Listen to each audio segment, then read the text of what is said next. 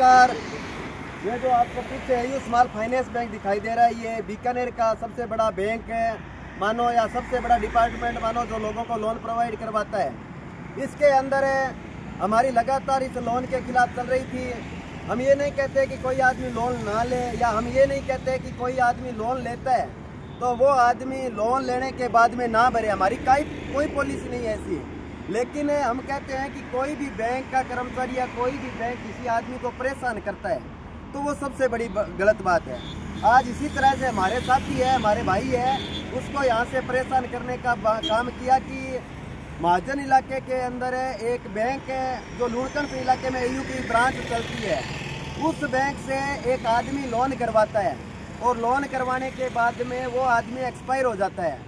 उसका जो घरेलू लोन था वो 10,50,000 रुपये का लोन होता है। उसके अंदर बाकायदा एयू स्मॉल फाइनेंस बैंक है, वो चोला मंडल के साथ में टाई अप बताते हुए 14,500 रुपये बीमे के काट लेता है। और उसके बाद में कहता है कि आपका बीमा कर रहे हैं, कल को आपको कुछ हो जाता है तो हमारा सिक्योरिटी पर्पज के तौर पर ये बीमा है। वो आदमी 1.25 साल के बाद में एक्सपायर हो जाता है।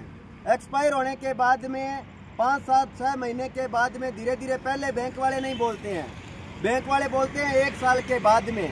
1 साल के बाद में बोलते हैं कि आपके तो पापा जी का ये लोन था और घरेलू लोन था, इस घरेलू लोन के ऊपर आपका घर कुर्क करेंगे। जब उनसे पूछा गया कि घर क्यों कुर्क करोगे भाई, तो कहते हैं आपका लोन 9,45,000 रुपये बकाया है, जबकि वो आदमी 15 किस्त भर चुका है।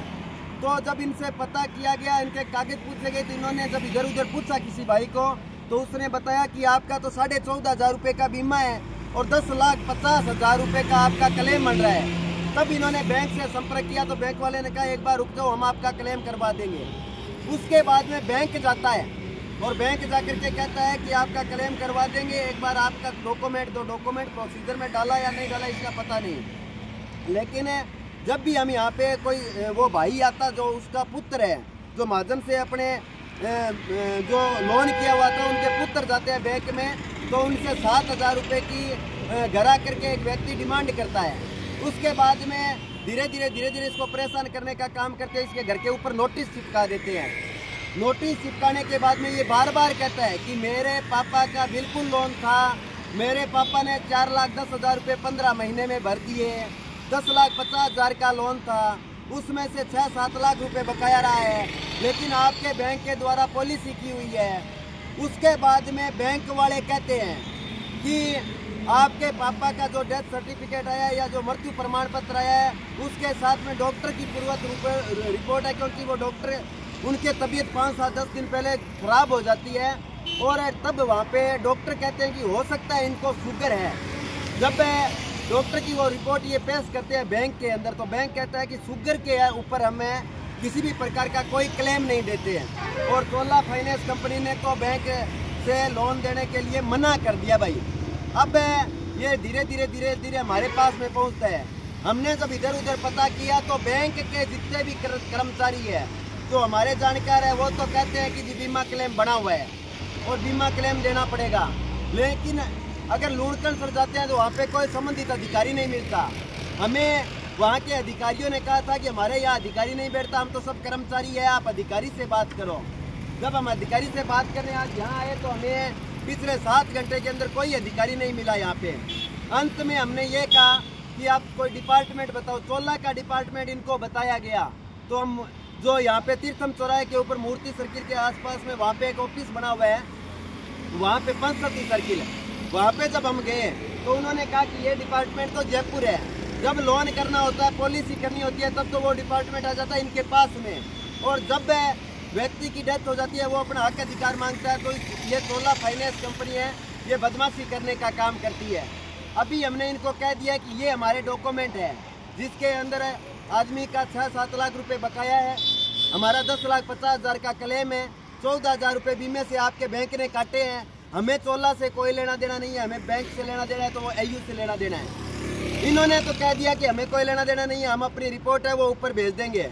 लेकिन मैं बीकानेर के तमाम प्रशासन के साथ साथ में, शासन के साथ साथ में कहना चाहता हूँ, इस एयू स्मॉल फाइनेंस बैंक के भी मैनेजर को कहना चाहता हूँ कि सूरतगढ़ और गंगानगर हनुमानगढ़ जिले का हालात देख लेना।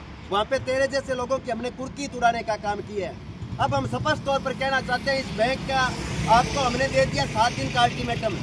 आगामी 1 तारीख तक अगर ये बैंक इस व्यक्ति के पैसे वापस करता है तो ठीक है, अगर नहीं करता है तो इस बैंक के आगे धरना लगाएंगे। और इस धरने के बाद में जिन आपने जब इस इलाके के हजारों लोगों को लूटने का काम किया है, आपने इस इलाके के अंदर ट्रक वालों को लूटने का काम किया, एनओसी देनी बंद कर दी, वो सब हमारे पास में रिकॉर्डेड है। और ये बात हमने हाथ जोड़ के इनको कह दी कि हम हाथ जोड़ते हैं आपके, आप बदमाशी मत करो, ये आदमी का क्लेम वेरीफाइड है, इसको देना पड़ेगा। इन्होंने नकारा है, हमने एप्लीकेशन के माध्यम से इनको अवगत करा दिया है। मेरा तमाम साथियों से निवेदन है कि आगामी 1 तारीख के आसपास रणनीति तैयार करते हुए AU बैंक की जो मेन ब्रांच बीकानेर की है उसको ठप करने का काम करेंगे, उसके आगे धरना देने का काम करेंगे।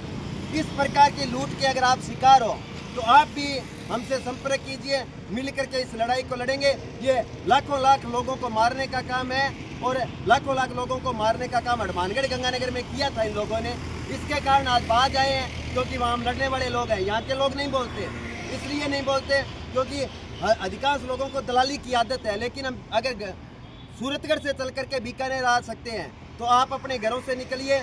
और मैं बैंक के कर्मचारियों से कहना चाहता हूँ कि इसके अंदर आपने मेरे को कोई जवाब नहीं दिया। मैंने 50 बार आपसे जवाब पूछा, आपकी एक रिकॉर्डिंग हमारे पास में है।